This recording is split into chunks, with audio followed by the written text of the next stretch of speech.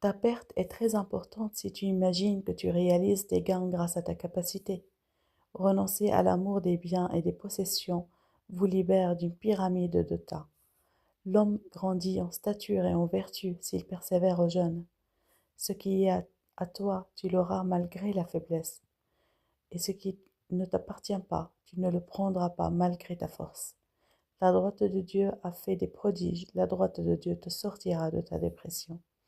Tu verras les merveilles de Dieu et il te fera sortir de ton épreuve. De même que le corps a besoin de nourriture pour être en bonne santé, ton esprit aussi doit se nourrir. Examinons quel genre de repas on lui donne. Est-ce suffisant pour sa croissance? La prière, les prosternations, la communion, la lecture de la Bible, louanges et chants, lecture des vies de saints et retraite spirituelle et confession. Le but de la vie chrétienne est de se remplir de l'Esprit Saint, de lui demander à chaque heure, Seigneur, que veux-tu que je fasse?